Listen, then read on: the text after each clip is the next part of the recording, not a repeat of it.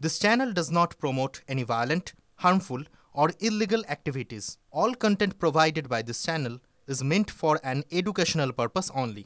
Top quality और consistent performance के लिए सिर्फ सिल्वर पंप नाम याद रखना। এবার অস্ত্র রাখার নিদান কে দিলেন নিদান দেখুন সীমান্তবর্তী যে এলাকাগুলো রয়েছে সেই এলাকার হিন্দুদের অস্ত্র রাখার অনুমতি দেওয়া হোক এরকম বিস্ফোরক দাবি করলেন শুভেন্দু অধিকারী। মুর্শিদাবাদের সঙ্গে সন্ত্রাস কবলিত কাশ্মীরের তুলনা বিরোধী দলনেতার।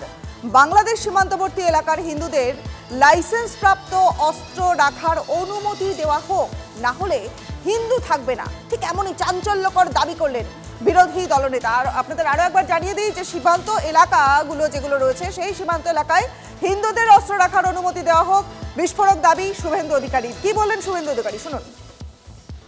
বিএসএফ সিআরপিএফ পার্মানেন্ট থাকে না, বিএসএফটা বর্ডার এলাকা, কিন্তু সিআরপিএফ বিএসএফ যেটা general law and order duty করছে, আজকেও এক্সটেন্স করেছে, আমি কোর্টের কাছে কৃতজ্ঞ।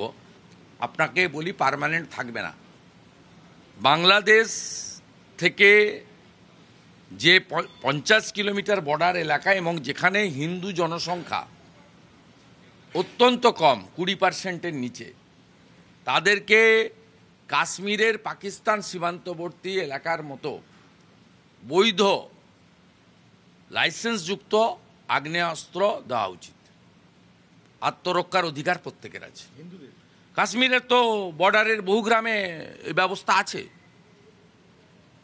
স্পেশাল অ্যাক্টের আওতায় আছে তো।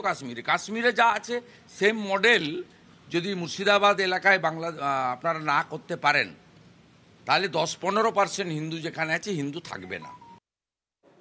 এই মুহূর্তে আমরা যোগাযোগ করেছি তৃণমূল নেতা তন্ময় ঘোষের সঙ্গে। তন্ময় বাবু, শুভেন্দু অধিকারীর বক্তব্য আপনি শুনলেন, একটু বি স্পেসিফিক যদি বলতে হয় তাহলে এরকম যে বাংলাদেশের যে সীমান্তবর্তী এলাকাগুলো রয়েছে সেখানে হিন্দুদের লাইসেন্স প্রাপ্ত অস্ত্র রাখার অনুমতি দেওয়া হোক, না হলে হিন্দু থাকবে না, ঠিক এমনই দাবি করলেন বিরোধী দলনেতা। কি বলবেন? বিরোধী দলনেতা প্রথম কথা উনি যেটা বলছেন, উনি কি সারা ভারতবর্ষকে, বাংলাকে কাশ্মীর বানাতে চাইছেন? কাশ্মীরের পরিস্থিতি ভিন্ন, হয় উনি ইতিহাস জানেন না বা জেনেও না জানার ভান করছেন। কাশ্মীর পরিস্থিতি জানি, ভারতের কাশ্মীরের যে অন্তর্ভুক্তি তার পিছনে অনেক দীর্ঘ ইতিহাস আছে, সেটা পরবর্তীকালে কখনো সময় মতো বলা যাবে। কিন্তু এক্ষেত্রে উনি পশ্চিমবাংলাকে কাশ্মীর বানাতে চাইছেন, এটা ওনার কথা থেকে পরিষ্কার। বিজেপি যে আসলে সারাদিন হিন্দু মুসলিমের বিভাজন করে এখানে ক্ষমতায় আসতে চাইছে, তাদের কাছে একমাত্র চিন্তা হচ্ছে ভারতবর্ষ যে ধর্মনিরপেক্ষ চরিত্র ভারতবর্ষে সেটাকে নষ্ট করে ক্ষমতা দখল করা। এটার বিরুদ্ধে বাংলার মানুষ আগেও রুখে দাঁড়িয়েছে, এখনো রুখে দাঁড়াবে। বাংলার মানুষের হাতে লোকজন, বাংলা প্রগতিশীলতার মাটি, শিক্ষার মাটি, সংস্কৃতির মাটি, সেখানে লোকজন আগ্নেয়াস্ত্র তুলে ধরে না, সেখানে লোকজন হাতে পেন, কলম, খাতা এইগুলো তুলে ধরে। ওনাদের মুখে এইগুলো শোনা যাবে না, কারণ ওনারা যে দলটা করেন সেই দলটাই অশিক্ষিতের দল। সেখানে দাঁড়িয়ে উনি কাশ্মীর বানাতে যাচ্ছেন, এটার উপর দাঁড়িয়ে আমি স্বরাষ্ট্রমন্ত্রকের কাছে আবেদন করব ওনার বিরুদ্ধে ইমিডিয়েট ব্যবস্থা নেওয়া হোক, কারণ উনি উস্কানিমূলক বক্তব্য দিয়ে এই বাংলাতে দাঙ্গা বাঁধাতে চাইছেন। ভবিষ্যৎকালে যদি কোনো অশান্তি তৈরি হয় তার পূর্ণ দায় শুভেন্দু অধিকারীর উপর বর্তাবে। বেশ বেশ, অনেক ধন্যবাদ আপনাকে। তৃণমূল নেতা তন্ময় ঘোষের সঙ্গে কথা বললাম, আর আমরা যোগাযোগ করেছি সিপিএম নেতা সুজন চক্রবর্তীর সঙ্গে। সুজন বাবু, বিরোধী দলনেতা শুভেন্দু অধিকারী তিনি বলছেন যে বাংলাদেশের যে সীমান্তবর্তী এলাকাগুলো রয়েছে সেখানে যারা হিন্দুরা থাকেন তাদের লাইসেন্স প্রাপ্ত অস্ত্র রাখার অনুমতি দেওয়া হোক, না হলে হিন্দু থাকবে না, এমনই চাঞ্চল্যকর বক্তব্য তার। আপনার রিয়াকশন? খুবই উত্তেজনা সৃষ্টিকারী মনোভাবে শুভেন্দু অধিকারী যে চলছেন এবং বিজেপি যে চলছে, এটা তারই প্রতিফলন।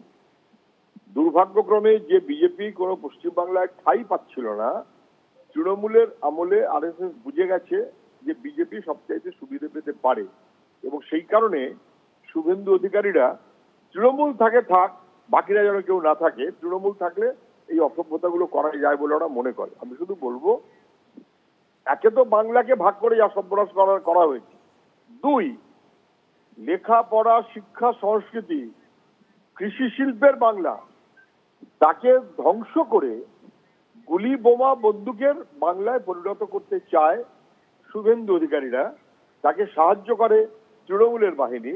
সেই কারণেই রাজ্যে দিদি আর কেন্দ্রে মোদি মুর্শিদাবাদে মানুষ কখনো দেখেনি যে ঘটনা এখন দেখছে। এতে শুভেন্দু খুশি হচ্ছে, আরো গুলি, আরো বন্দুক, তাতে তৃণমূলের লাভ, বিজেপির তো আরো লাভ। এই একটা বিভাজনের রাজনীতি করে যদি ওদের সুবিধে পাওয়া যায়, তাহলে মানুষের জীবন জীবিকা নিজস্ব অধিকার সেই প্রশ্ন থেকে মানুষকে সরিয়ে রাখা যাবে। বিজেপির রাজনৈতিক লক্ষ্য সেটা, দুর্ভাগ্য এবং ব্যবস্থা নেওয়া উচিত।